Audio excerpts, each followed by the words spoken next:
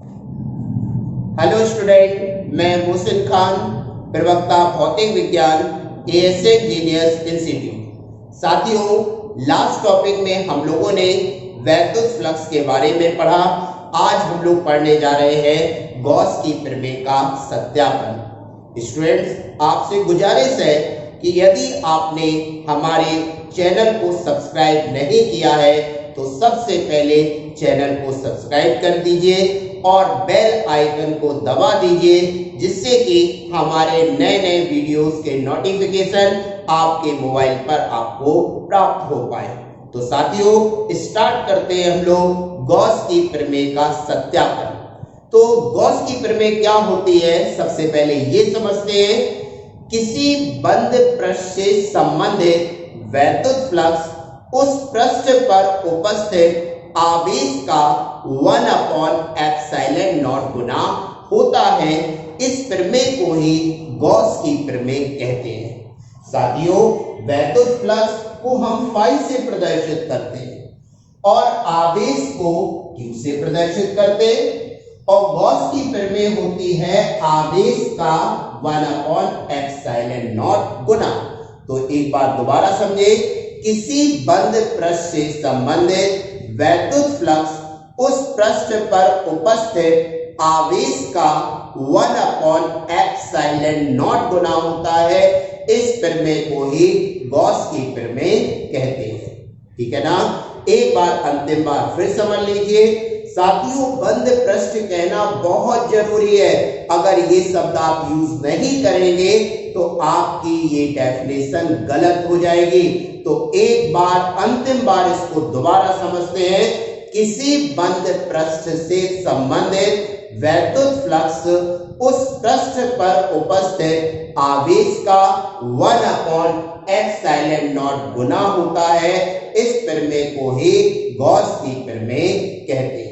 चलिए तो स्टार्ट करते हैं हम लोग गॉस की प्रमेय का सत्यापन।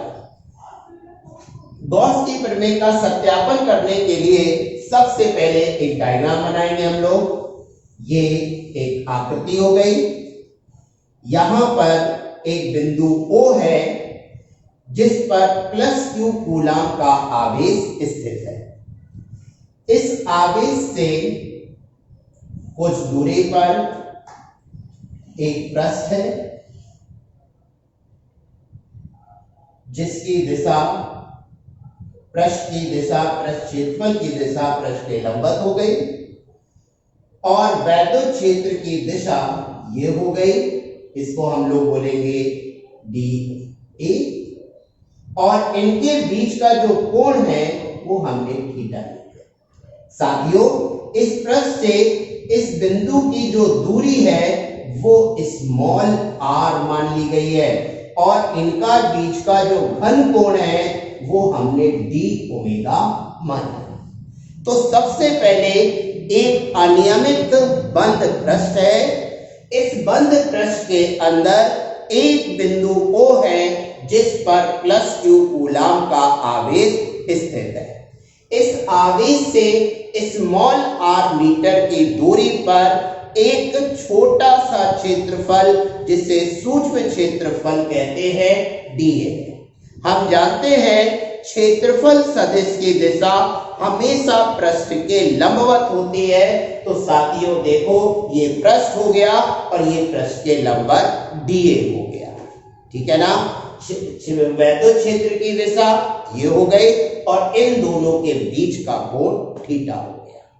साथियों, चित्र में ध्यान रखें कि d ओमेगा घन कोण हो गया।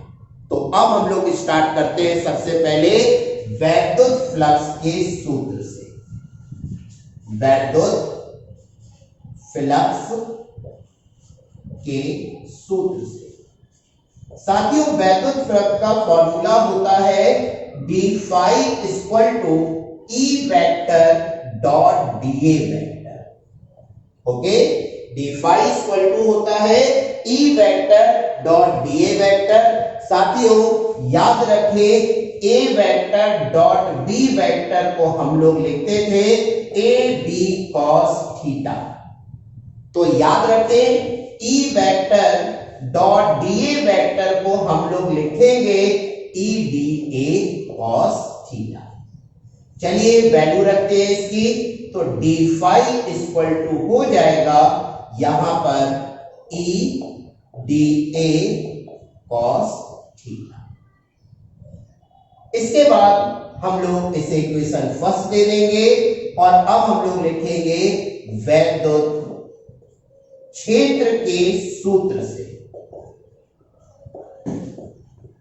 वैद्युत क्षेत्र की तीव्रता के सूत्र से। साथियों वैद्युत क्षेत्र की तीव्रता का फॉर्मूला होता है E बराबर 1/4 पाई epsilon not Q upon R square.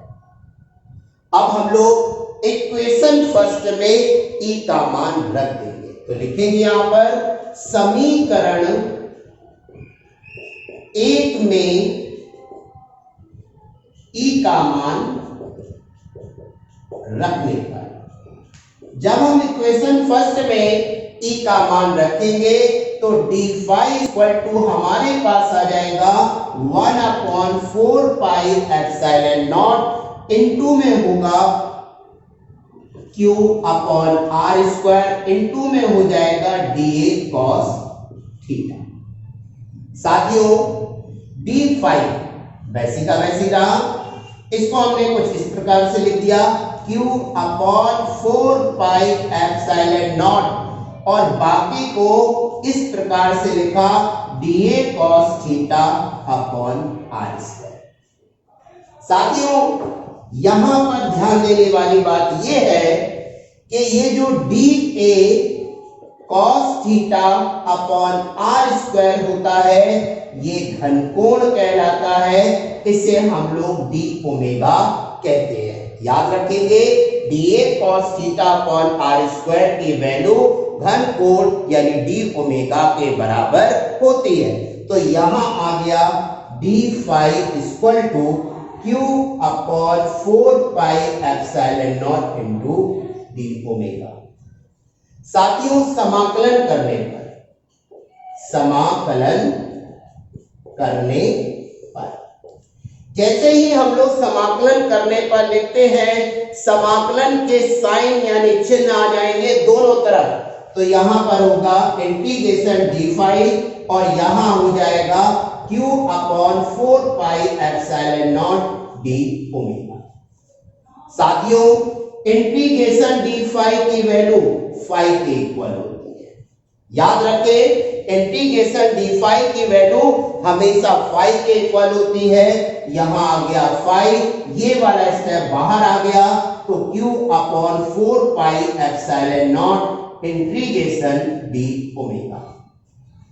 साथियों यहां पर ध्यान रखें डी ओमेगा बहुत सूक्ष्म है, उसमें इंटीग्रेशन लग गया तो इंटीग्रेशन जो डी ओमेगा की वैल्यू देगा वो मैक्सिमम देगा।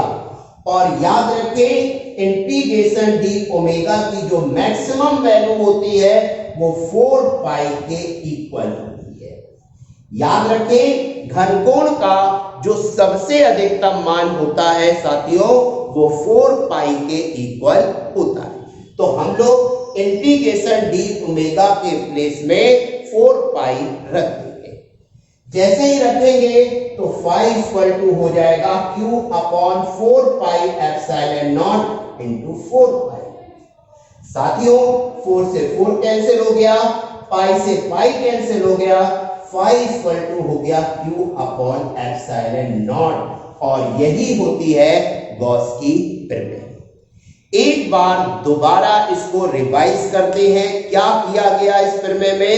तो सबसे पहले गॉस की प्रमेय होती क्या है, तो साथियों गॉस की प्रमेय की डेफिनेशन हम लोग ये लिखेंगे कि किसी बंद पृष्ठ से संबंधित वैद्युत फ्लक्स उस पृष्ठ पर उपस्थित आवेश का 1 अपॉन एप्सिलॉन नॉट गुना होता है।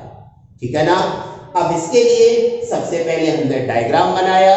एक अनियमित पृष्ठ है, बंद पृष्ठ है, उसके अंदर एक बिंदु O है उस बिंदु O पर प्लस Q कूलाम का आवेश स्थित है। इस आवेश से स्मॉल r दूरी पर एक बहुत सूक्ष्म क्षेत्रफल दिए है, ठीक है ना, क्योंकि पृष्ठ की दिशा क्षेत्रफल सदिश की दिशा हमेशा पृष्ठ के लंबवत होती है साथियों, इसके क्षेत्रफल की दिशा दिए ये हो। इसके बाद वैद्युत क्षेत्र ये हो गया और इन दोनों के बीच का जो कोण हो गया साथियों वो थीटा हो गया। चित्र में अगर देखें तो ये सूक्ष्म कोण डी हो गया है।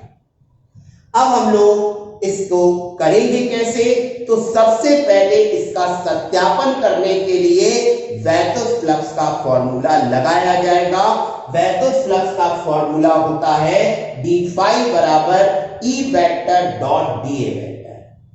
हम सबको पता है ए वेक्टर डॉट बी वेक्टर बराबर होता है ए बी कॉस थीटा, तो E vector dot D A vector बराबर हो जाएगा E D A cos theta, यानी इसके प्लेस पर हम ये वैल्यू पुट कर देंगे। तो समीकरण यहां पर हम लोग क्या कर रहे हैं, डी फाई बराबर E D A cos theta कर रहे हैं, जिसे हम लोग इक्वेशन फर्स्ट दे रहे हैं, फर्स्ट।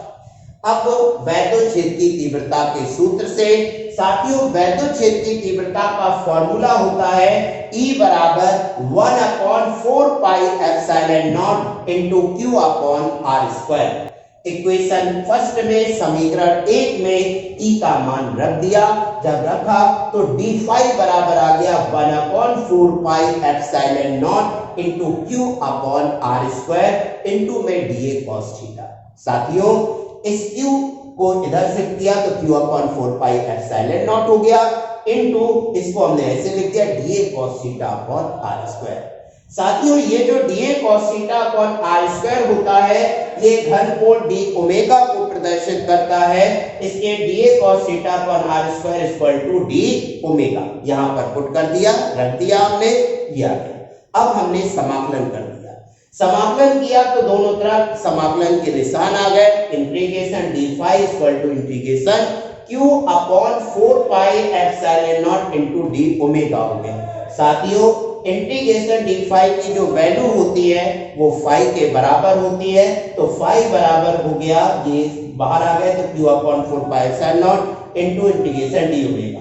इंटीग्रेशन डी ओमेगा की जो वैल्यू होती है वो 4 पाई के इक्वल होती है, यहां पर हमने इसकी जगह 4 पाई लिख दिया, 4 पाई से 4 पाई कैंसिल हो गया और फाई बराबर आ गया q अपॉन एप्सिलॉन नॉट। साथ ही ये जो आया है वैल्यू यही गॉस की प्रमेय होती है, इस प्रकार से गॉस की प्रमेय का सत्यापन हो जाता है। साथियों ये टॉपिक आपको कैसा लगा कमेंट बॉक्स में कमेंट कीजिए, दोस्तों को शेयर कीजिए, लाइक कीजिए और चैनल को सब्सक्राइब कीजिए। जय हिंद, जय भारत।